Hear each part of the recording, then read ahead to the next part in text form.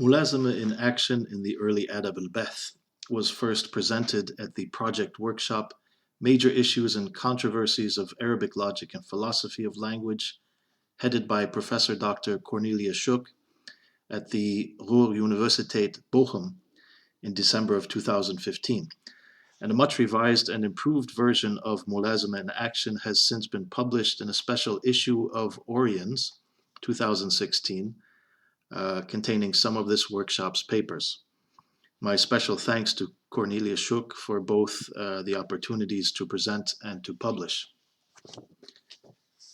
I will dispense with the usual overviews on the intentions and qualities of Islamic dialectical theories and practices, on its vigorous formative dynamic with regard to various intellectual domains and projects, on how the field remains critically understudied, etc.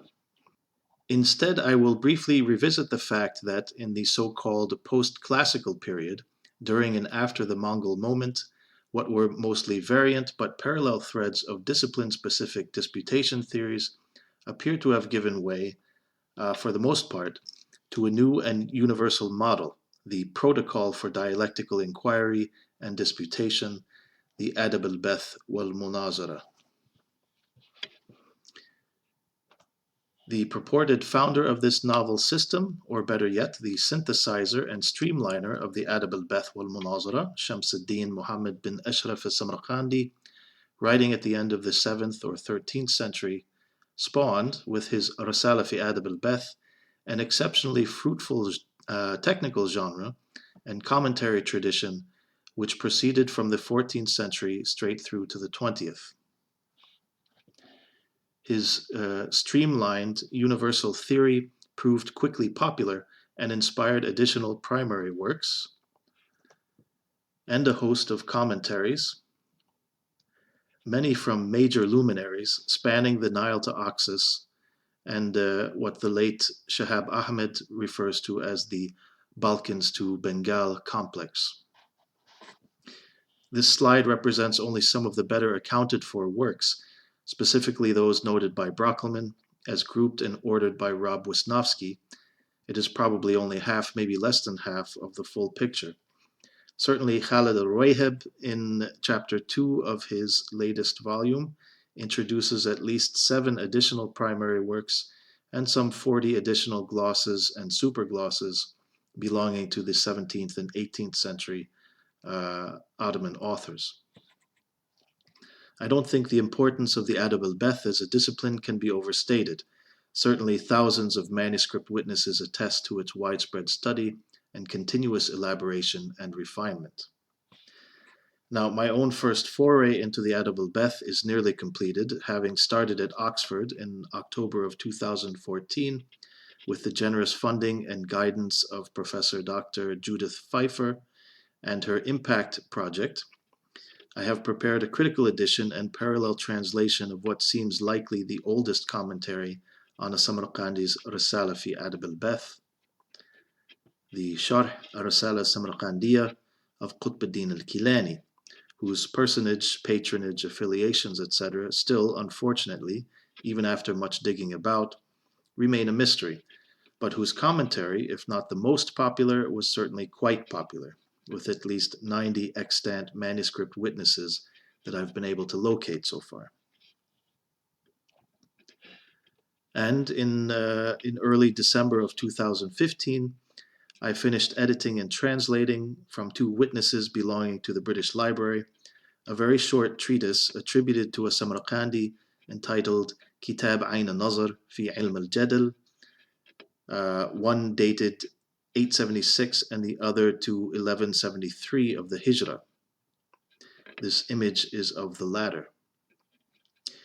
So far my guess is that this very concise treatise was culled by Samarqandī from the Fusul or Muqaddimah of his purported teacher, Burhanuddin al-Nasafi, who died 687 or 1288, or from his commentary on the same, with the intent of providing a handy reference outline, a matn, of what he deemed the 3 most important logical relationships for that style of disputation which emerged through him as the Ādāb al-Baḥth.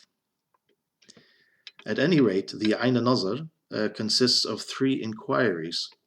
The first Baḥth on التلازم or mulāzama, necessary implication, the second on التنافي or munāfa, mutual negation, the third on الدوران or mudawara, concomitance.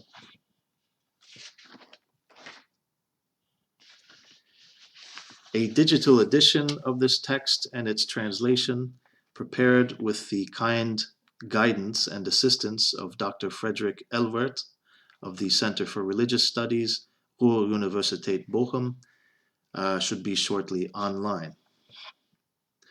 Now, after all this background, I can explain. My objective today is to first briefly treat some definitions for mulāzama, that first and most prominent and perhaps ubiquitous of logical notions for later dialectical traditions, which I'm translating necessary implication. Secondly, I hope to provide meaningful impressions of two things. First, of mulāzama in action, that is, illustrations of at least a few ways that mulāzama would have been declared, critiqued, and justified in a disputation governed by the Ādāb al-Baḥth. And second, an impression of what a disputation governed by the Ādāb al-Baḥth would, in general, have itself looked or sounded like. The vehicle for this will be a few samples from al-Kīlānī sharh, which I have animated in PowerPoint. أما الملازمة. In the Ayn al-Nazar, mulāzama and talazum are equated and defined as follows. An expression denoting the impossibility of the realization of one of the two things except upon realization of the other, like the impossibility of knowledge without life. And what is impossible of the two, that is, knowledge, is called a malzum, implicans, and the other, that is, life, a lazim, implicatum. In the Risāla, which seems certainly the later text, al-Samarqandī's definition has changed. Mulāzama is now when one hukum, judgment assertion, is a necessitator or muqtadi of another, the first being the malzum, implicans, the second the lazim, implicatum. Now, al-Kīlānī occupies several folia with his commentary on this definition of mulāzama, engaging critically with it and with several disputed points and alternate definitions. Here I will relate only his initial explication. Mulāzama, luzum, and talazum are of a single intention, ma'na, such being, in customary linguistic usage, impossibility of separation, imtina' al-infikak, of a thing from another thing. And in technical usage, according to what the author, al-Samarqandī, said, it is when one hukum is a muqtadi, or necessitator, of another, in the sense that the hukum is such that, if it occurs, it necessitates the occurrence of another hukum with an immediately necessary necessity, iqtidā'an darūriyan. The first hukum is called malzum, implicans, while the second is called a lazim, implicatum. And what is meant by hukum here is the predicative, khabari, not the restrictive, taqīdi. While what is meant by muqtadi is cause, illa, with a more general scope than that it be either complete, tamma, or incomplete, nāqisa. In terms of related English translations and definitions, what I have found so far to be most consonant with the real scope of mulāzama in dialectic is Khalid al-Ruwayhib's definition of luzum in the glossary of his relational syllogisms. I quote, implication, luzum, the following of one or more propositions from one or more other propositions. The relation was said to obtain between a proposition and, for example, its converse, between premises and conclusion in a valid argument, and between antecedent and consequent in a non-coincidentally true conditional, mutasila luzumiyya. Arabic Islamic logicians distinguished between what implies al-malzum and what is implied, al-lazim.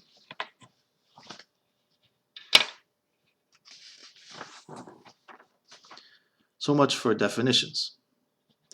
Now for mulāzama in action. But first, some quick notes on presentation conventions. Here we have our disputation venue, opponent A on the left in the role of respondent, opponent B on the right in the role of questioner, Q. The samples you will see are derived from al-Kīlānī Sharh, but to display them in this manner, I have necessarily transformed the text. First, due to space considerations, I have rendered arguments in a kind of semi-symbolic shorthand with abbreviations, a key for which will appear at the bottom of the field. Second, both the Samarqandī and al-Kīlānī tend to stack justifications together.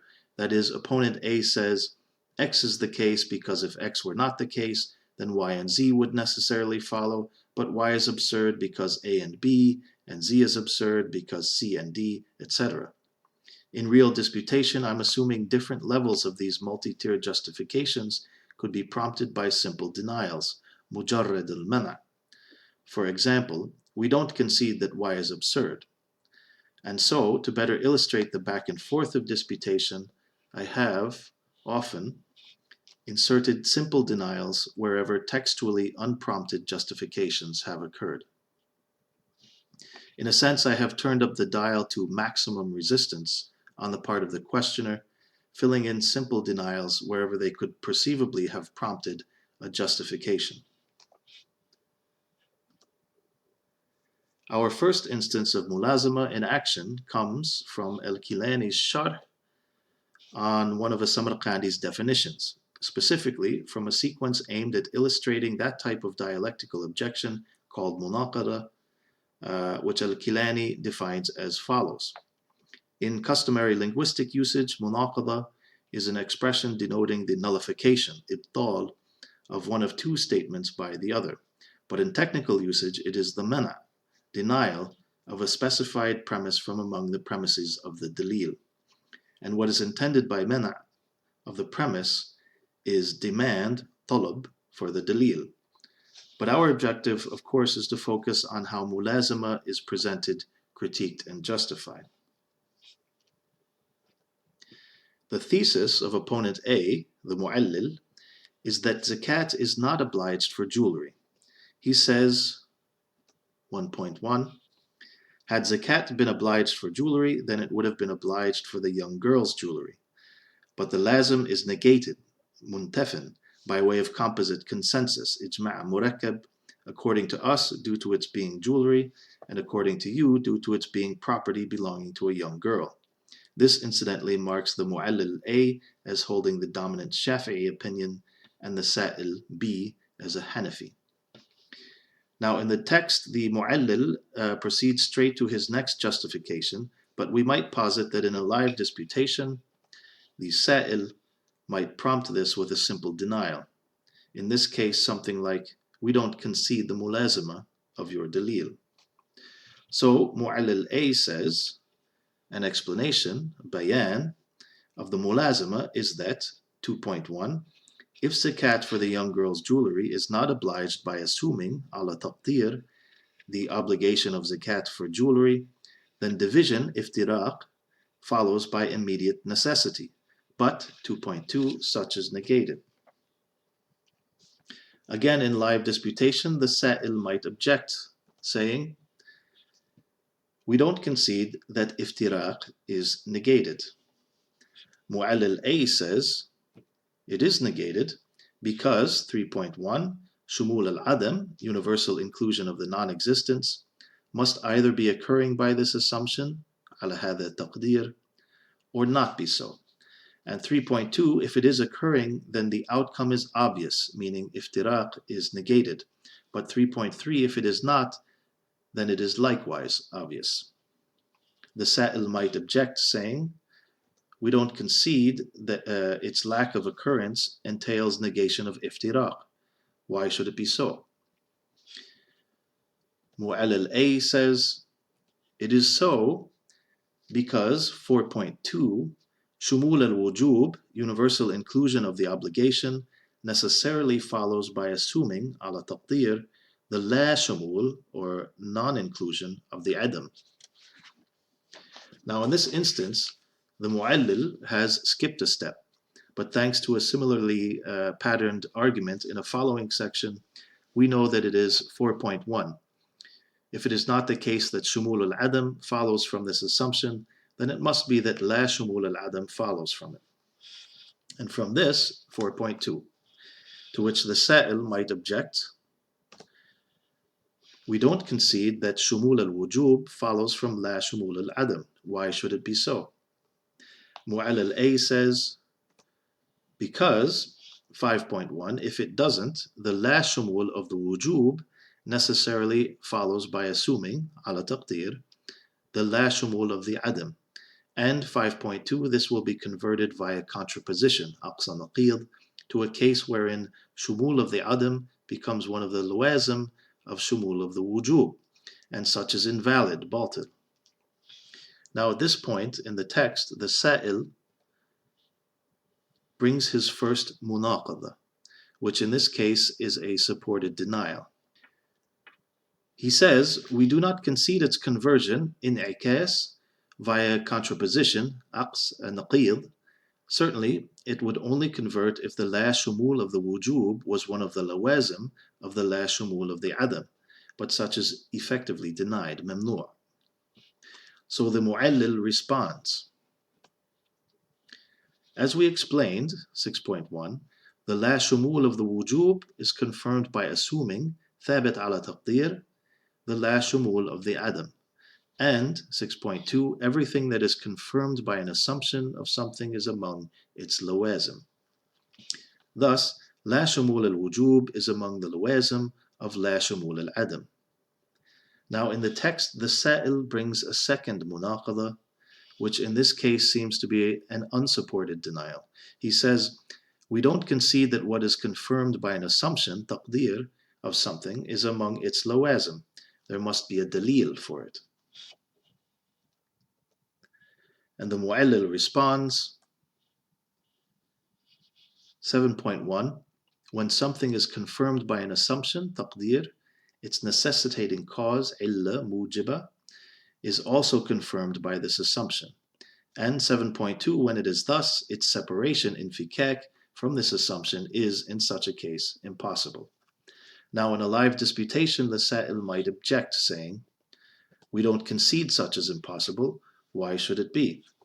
And the mu'allil says, 8.1, were it otherwise, there necessarily follows the disaccompaniment, takhalluf, of the effect, ma'alul, from its necessitating cause. And 8.2, such is absurd, muhal. And this is the end of al-Kīlānī's illustration. A quick note, this sample is an excellent illustration of the natural intertwining of substantive and theoretical disputation, something observable in the earliest juridical dialectic and in the Ādāb al-Baḥth as well. Towards the end of this sample, we see a shift in argumentative register from arguing about this mas'ala of zakat and jewelry to arguing about Mulāzama itself and what does or doesn't constitute a lazim. This is what I call the dialectical forge at work, the practice of formal disputation powering the evolution not only of substantive doctrine, but of endoxic method theory, and even, if discourse goes up another register, of dialectical theory itself. This next sample comes from al-Kīlānī's sharh on the role of the questioner, the first part of the Tartib al-Baḥth. Specifically, it constitutes his illustration of that mode of dialectical objection called mu'ārada, or counter-indication, more specifically, mu'ārada bil-mithl, counter-indication by like. Al-Samarqandī's definition of mu'ārada is setting up a dalil for the contrary or contradictory, khilaf, of that for which the opponent set up his dalil. This definition is simply reiterated by al-Kīlānī, but in another section, that from which our current sample is taken, he points out, if the dalil brought by the mu'arid, the counter-indicator, is the self-same dalil brought by the mu'allil, then it is called qalb, reversal. Otherwise, if its form, surah, is like its form, then such is called mu'arada bil-mithl, counter-indication by like. Otherwise, it is mu'arada bil-ghayr, counter-indication by unlike. Now you will recognize not only the subject matter of this illustration, but the mu'allil's arguments, even though they are formulated differently. The thesis of opponent A, the mu'allil, is that zakat is not obliged for women's jewelry. He says, otherwise, 1.1, it would have been obliged for the young girl's jewelry, but 1.2, the lazim is negated by composite consensus, ijma'a murakkab. Again, in the text, the mu'allil proceeds straight to his next justification, but we might posit that the sa'il prompts this with a simple denial. We don't concede the mulāzama of your dalil. So, mu'allil A says, as for the mulāzama, it is because, 2.1, obligation of zakat for the young girl's jewelry is confirmed by assuming, thabit ala taqdir, shumul, universal inclusion, of the obligation of zakat. 2.2, in turn, confirmed by assuming the contradictory, naqid, of shumul of the non-existence. 2.3, in turn, confirmed by assuming the obligation of zakat for women's jewelry. So 1.1, the obligation of zakat for the young girl's jewelry is confirmed by assuming the obligation of zakat for women's jewelry. Note this as a hypothetical chain argument presented in reverse order. That is, working backwards from premise 2.3, you will see that everything links up to produce the assumption of mulāzama in premise 1.1. We might posit opponent B as picking away at each of these premises for further justification. In the interest of saving time, I'll launch all of his objections at once. We don't concede this, and this, and this, and this. And so, opponent A justifies each in turn. First, as for 2.1, the fact that obligation of zakat for the young girl's jewelry is confirmed by assuming shumul of the obligation of zakat, it is obvious for zahir. Now, I've noted that this, in retrospect, might qualify as that dialectical move known as tanbih, or appeal to the immediately self-evident. No further dalil is necessary or even possible, since saying, if there is shumul al-wujub, then zakat is obliged for girls' jewelry, is like saying, if X is obliged for Y and Z, then X is obliged for Z. Opponent A continues. And as for 2.2, the fact that shumul of the obligation of zakat is confirmed by assuming, ala taqdir, the contradictory, naqid, of shumul of the non-existence, it is because, 3.1, if it was not confirmed, the contradictory of shumul of the obligation of zakat would have been confirmed by assuming the contradictory of shumul of the non-existence, and 3.2, in such a case, there would necessarily follow that shumul of the non-existence be confirmed by assuming shumul of the obligation of zakat, by virtue of contraposition, aqsa naqid, and such is absurd, muhal. Opponent A continues. And as for 2.3, the fact that the contradictory of shumul of the non-existence is confirmed by assuming the obligation of zakat for women's jewelry, it is obvious for zahir. Again, I think this qualifies as a tanbih, since saying, if zakat is obliged for women's jewelry, then there is no shumul al-adam, is like saying, if X is obliged for Z, then it is not the case that X is not obliged for both Y and Z. And now opponent A concludes, wrapping it all up with an explanatory dalil of how all these premises work together to produce the mulāzama of his primary dalil. He says, and as for 1.1, the fact that obligation of zakat for the young girl's jewelry is confirmed by assuming obligation of zakat for women's jewelry, it is because, 4.1, what is confirmed by assuming what is confirmed by another assumption is confirmed by that assumption. الثابت على تقدير الثابت على تقدير آخر ثابت على ذلك تقدير. Because, 4.2, what is confirmed by an assumption is an implicatum from among the implicata of that assumption. الثابت على تقدير لازم من لوازم ذلك تقدير. And 4.3, the implicatum of the implicatum is an implicatum. وَلَازِمَ لازم لازم. In other words, when B is a lazim of A, any of B's lawazim are also lawazim of A. Now, as prescribed by the Ādāb al-Baḥth, Opponent B, as sa'il, has allowed opponent A to explain his primary and supplementary dalils in full, without having once committed ghasb, or usurpation. That is, our sa'il never once commandeered the role of mu'allil by interjecting with his own counter-dalils. But now that it is licit for him to do so, our sa'il says, this is counter-indicated by its like, mu'arid bimithlihi.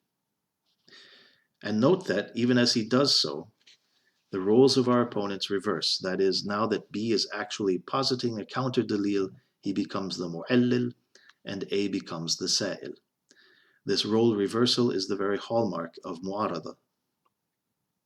Opponent B says, this is mu'arid bimithlihi because 1.1, if non-existence of obligation of zakat were confirmed for women's jewelry, then non-existence of obligation of zakat would have been confirmed for minted coins, al-madrub. But 1.2, the lazim is negated by consensus, ijma'. Opponent B continues, an explanation, bayan, of the mulāzama is that 2.1, the non-existence of obligation of zakat for minted coins is confirmed by assuming shumul of the non-existence. 2.2, in turn, confirmed by assuming the contradictory, naqid, of shumul of the obligation of zakat. 2.3, in turn confirmed by assuming the non-existence of obligation of zakat for women's jewelry.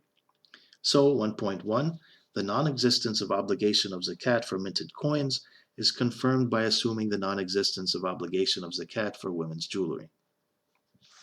This all looks familiar, as we would expect from a mu'arada bil-mithl. It is a parallel hypothetical chain argument rendered in reverse. It is the same form, or surah, of opponent A's dalil, but with different elements producing the contradictory hukm. Note, of course, in a live disputation, opponent A, as sa'il, might have launched different kinds of objections wherever deemed necessary. I have double-checked opponent B's assertions here, and they all check out, again along the same patterns as opponent A's subsidiary dalils. But al-Kīlānī's objective was merely to show what a mu'arada bil-mithl would look like, and mine was to show what a mulāzama justification and counter-mulāzama justification might look like. So we'll leave it here. Now, of the 9 or so instances of mulāzama justification which occur throughout al-Kīlānī's sharh, I have just shown you 3 which are all quite similar, and although I certainly found them challenging enough, they are relatively simple. Having struggled through some of the other samples, I don't want to give the false impression that there is a single standard pattern for mulāzama justification, or even that al-Kīlānī's sharh exhibits the full range. Most examples occur here incidentally, and I'm sure that once we expand the search for bayan al-mulāzama and imma al-mulāzama to other sources, we'll uncover a significant spectrum of strategies. But at this point, I'm hoping the next 4 samples, all occurring within a single mas'ala, provide an impression not only of how complex mulāzama justification can be, but how intertwined it often is throughout the whole thread of argument in support of a thesis. So our final samples derive from part 3 of al-Samarqandī's Risāla, that part in which he demonstrates the universality of the Ādāb al-Baḥth by providing 3 masā'il which he invented for illustration and, in my opinion, for practice, 1 mas'ala each from the realms of kalam, hikmah, and khilaf. The second mas'ala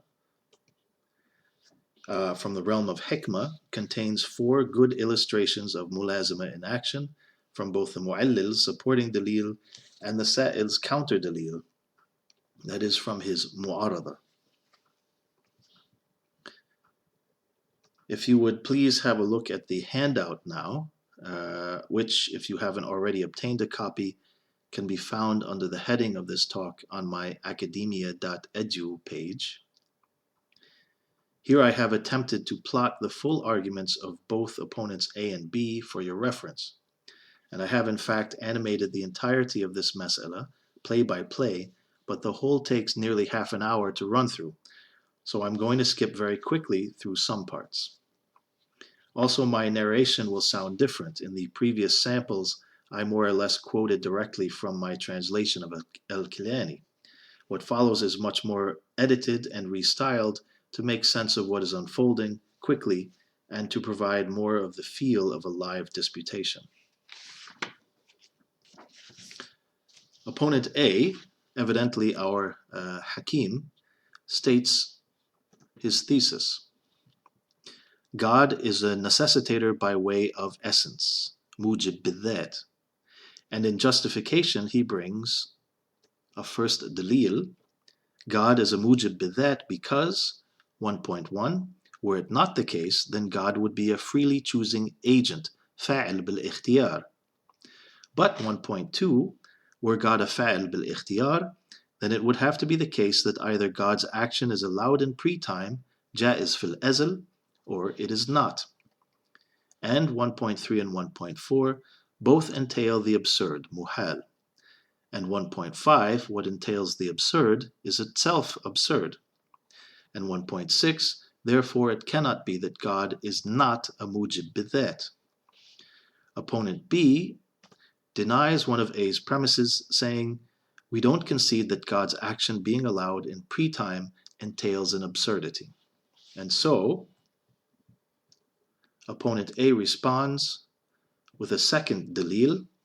It does entail an absurdity because, 2.1, if God's action were allowed in pre-time, then the real occurrence of God's action would be allowed in pre-time, and 2.2, that is absurd. Opponent B denies one of A's premises, saying, we don't concede 2.2 that it is absurd. So opponent A responds with a third dalil. It is absurd because, 3.1, were the occurrence of God's action allowed in pre-time, then it would be the case that either something ezeli, that is, a pre-eternal thing, would be a hadith, a being which begins to be, or the fa'al bil-ikhtiyar would be a mujib bidhat. And 3.2 and 3.3, both of these are impossible. Now we've arrived at our sample of Mulāzama in action because opponent A next justifies the Mulāzama inherent to his third dalil, possibly prompted by B's objection to the Mulāzama of premise 3.1. And so, opponent A responds with a fourth dalil. There is Mulāzama between God's action in pre-time and either a pre-eternal thing being a hadith or the freely choosing agents being a mujib bidhat because, 4.1, if God's action were allowed in pre-time, then it would have to be the case that either God had an intention and will, a qasd and irada, with regard to his action in pre-time, or he did not. And 4.2 and 4.3, the first is invalid, and the second impossible. Opponent B now denies premise 4.2, saying, we don't concede the first is invalid. So opponent A responds with a fifth dalil. It is invalid because, 5.1, if God were to have an intention and will with regard to his action in pre-time, then God's action would be a hadith, a being which begins to be. Why? Because God's intention and will would be ezeli, pre-eternal. And 5.2, it is invalid that, in the consequent, God's action should be a hadith, a being which begins to be, when our initial assumption in the antecedent was that God's action was in pre-time. And if the consequent is invalid, then so must the antecedent be invalid. In the text, opponent A proceeds to justify the Mulāzama inherent to this fifth dalil. We might assume that in a live disputation, opponent B might say something like, such would only be the case if there is truly Mulāzama between that antecedent and consequent, but we don't concede the implication. And so opponent A responds with a sixth dalil. There is Mulāzama implication between God's having an intention and will, a qasd and irada, with regard to his action in pre-time, and God's action being a hadith, because, 6.1, intention and will must precede what is intended and willed. In other words, God's intention and will must precede God's action. And 6.2, everything preceded by something is a being which begins to be, a hadith. And so, 6.3, God's action is a hadith, meaning, therefore, if God were to have an intention and will with regard to his action in pre-time, then God's action would be a hadith, which, as we said, is invalid. Now, opponent B might now concede, saying, okay, but that was only one of two consequences in your fourth dalil. Now, remember that A's fourth dalil was brought to justify the Mulāzama in his third dalil, so we're still involved in establishing that implication. Opponent B might not concede the other consequence is impossible. Thus, opponent A has a seventh dalil. It is impossible because if it is not the case, 7.1, if it is not the case that God has intention and will, then it can only be the case that God is a mujib bidhat. But all of this, going back to our first dalil, depends from an assumption that God is not a mujib bidhat, but a fa'il bil-ikhtiyar. So 7.2, this would be impossible in connection to that. It can't be that God is both. The argument rolls back up to that premise, 1.3 of our first dalil, which you first denied, since we have proven that God's action being allowed in pre-time entails an absurdity, and thus is absurd. Opponent B might say, okay, but in your first dalil, you claimed that, 1.4, God's action not being allowed in pre-time also entails an absurdity. We don't concede that. Why should it be so? And the argument proceeds with an eighth dalil. But we will abandon pursuit here, since our objective was these two instances of Mulāzama justification, and the rest is in the handout if you wish.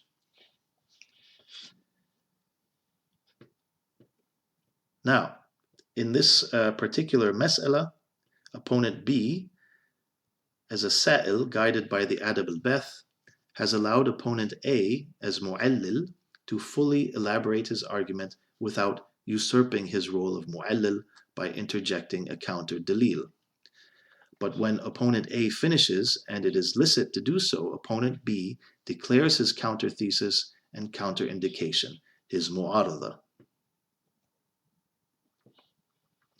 In the course of this, we encounter two more instances of Mulāzama in action, which I will try to highlight without getting too involved in the details of opponent B's counter argument. Opponent B starts from the very beginning, saying, God is a freely choosing agent, a fa'il bil-ikhtiyar. And he presents his first dalil because, 1.1, if God is not a fa'il bil-ikhtiyar, then God must be a mujib bidhat. But 1.2, the tali, the consequent, is invalid.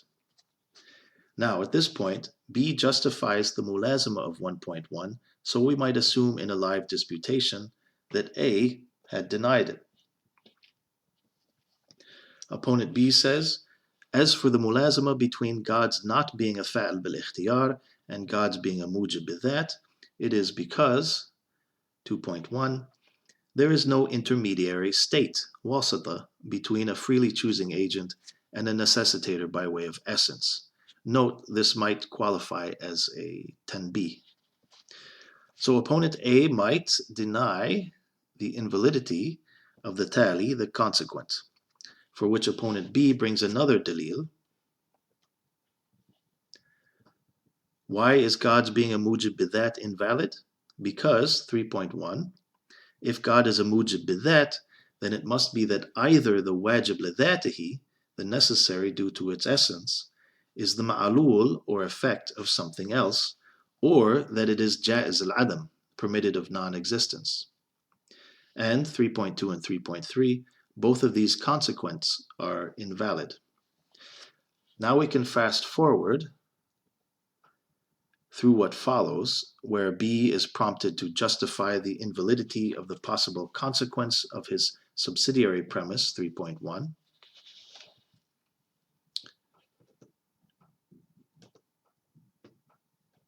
Again, you can see this in the handout if you wish.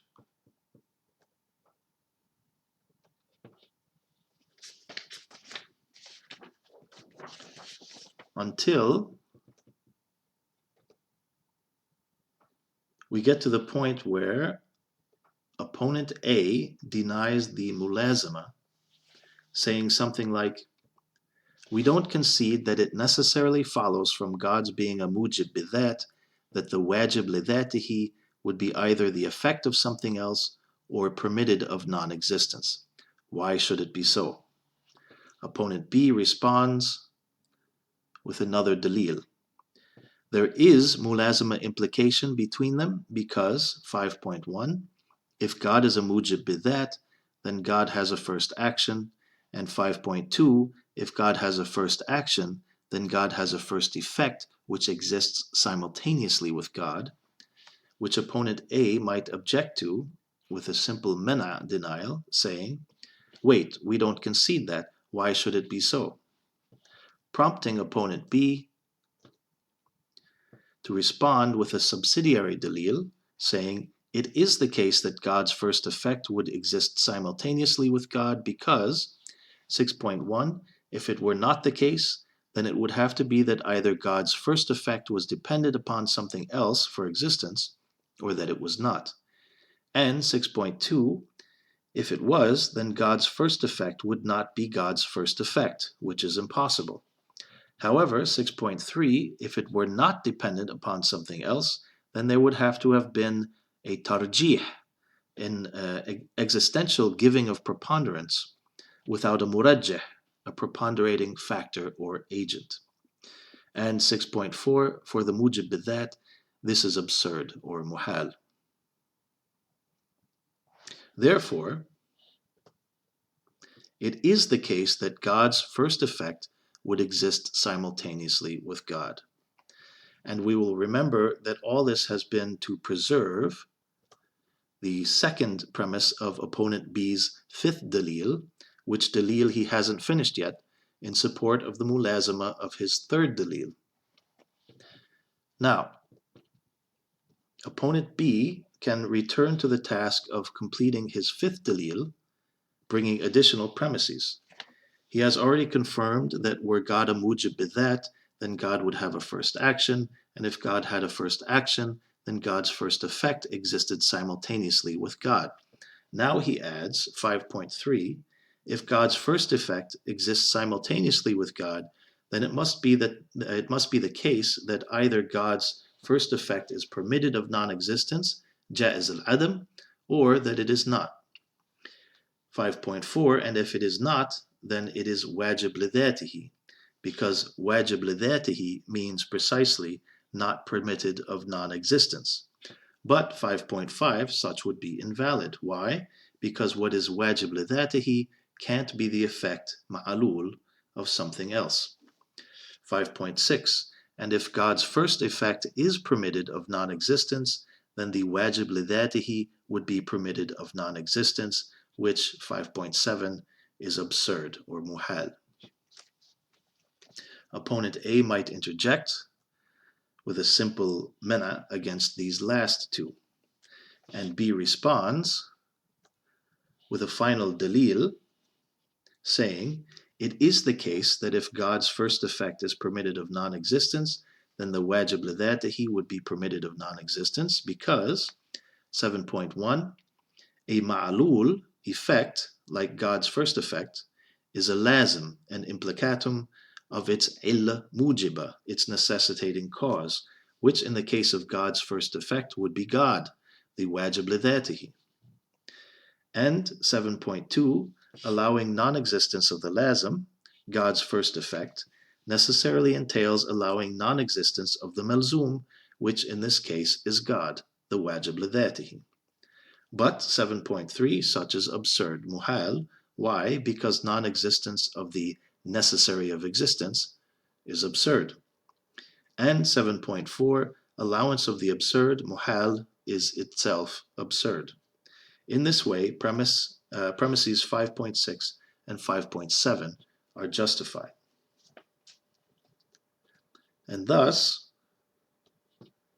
premise 5.3, whose disjunct consequents have now been shown to lead to the disjunct consequence in premise 3.1, has been justified, and with it the whole of Dalil number 5, and thus the Mulāzama of premise 3.1 is justified. Which in turn means that 1.2 and with it 1.1, in short, the whole of opponent B's mu'arada, his counter-dalil, in support of his counter-thesis, has been justified. God is a fa'il bil-ikhtiyar. So, some very light analyses of what we've seen before closing. Now, with regard to some of our first samples, note that the hypothetical argument chain, Mulāzama justifications, are really just supplying what were unstated assumptions. That is, there is Mulāzama between P and S because S is thabit ala taqdir R, which is thabit ala taqdir Q, which is thabit ala taqdir P.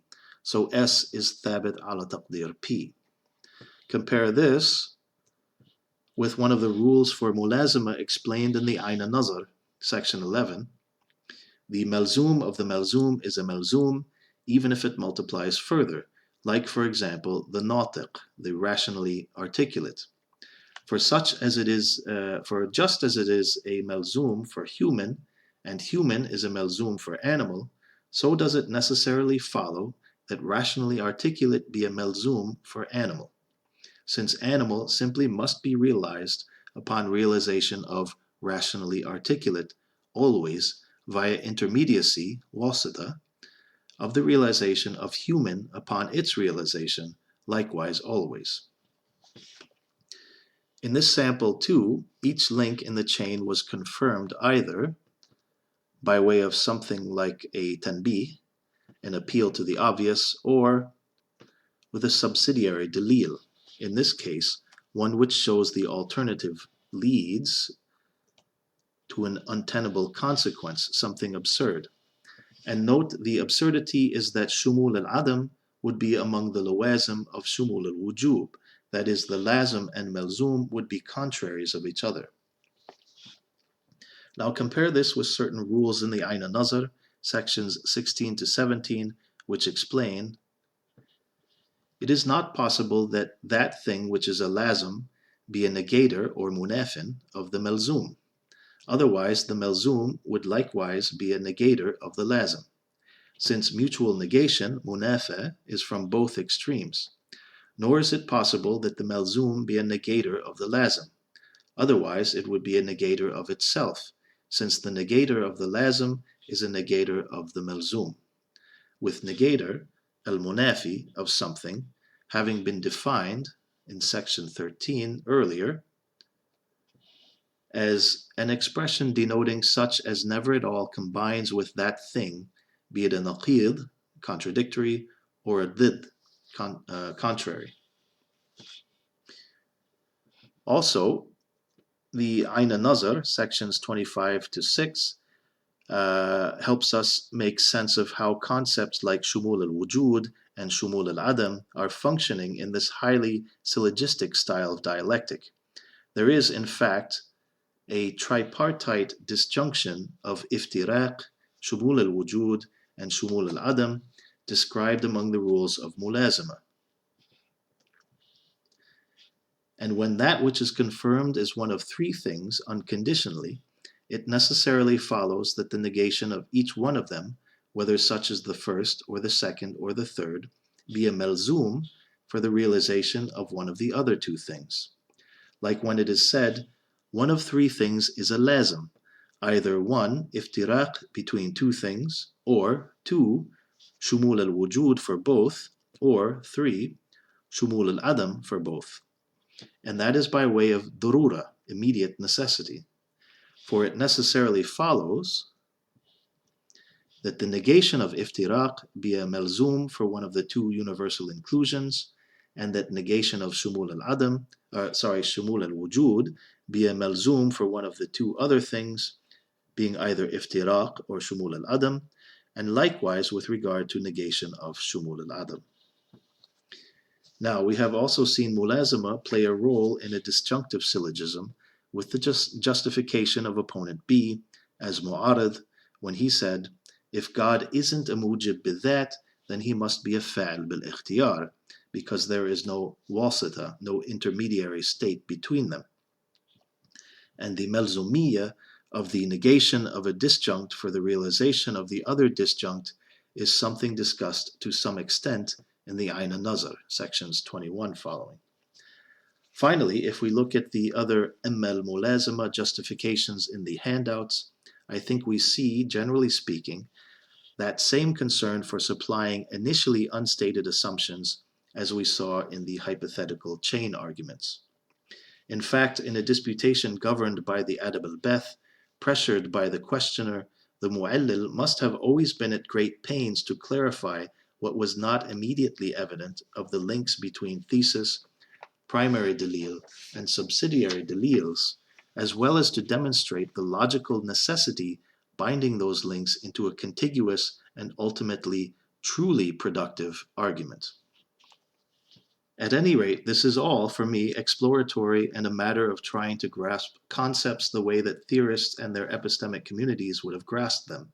So I'd like to close with some questions of my own for the audience. First, is this familiar? With your collective experience with the dynamic literature of post-classical philosophy and theology and law, is this more strictly formal style of overtly syllogistic argument familiar from the argumentative text that you know? Are its strategies familiar? Or have you heard this idiom? I mean specifically terms like shumul al-adam and shumul al-wujud, and phrases like X is thabit ala taqdir Y. There is a language unique to early Ādāb al-Baḥth, quite distinct from the idiom of classical juridical dialectic with which I had been familiar. I'm concerned also that my current mix of logic symbols and abbreviations will be problematic, potentially inaccurate, perhaps conveying something the Arabic text does not intend, or missing something it does intend, and potentially overwhelming or confusing to the reader, whereas my main intent is to solve the text, to unravel the puzzle, and render something simple to the reader, and in a standard fashion so that patterns will be more visible. Is there a better way, perhaps a different set of symbols? Better yet, is it a worthwhile endeavor to consider developing a symbol set specifically tailored to the particularities of Arabic logic traditions? And finally, what is the real nature of Mulāzama? I'm still not entirely comfortable translating Mulāzama or talazum as necessary implication, with implicans for malzum and implicatum for lazim. Are there more suitable or accurate translations for these terms? Does implication assume too much or too little? I'd be most appreciative of any thoughts or comments. Thank you.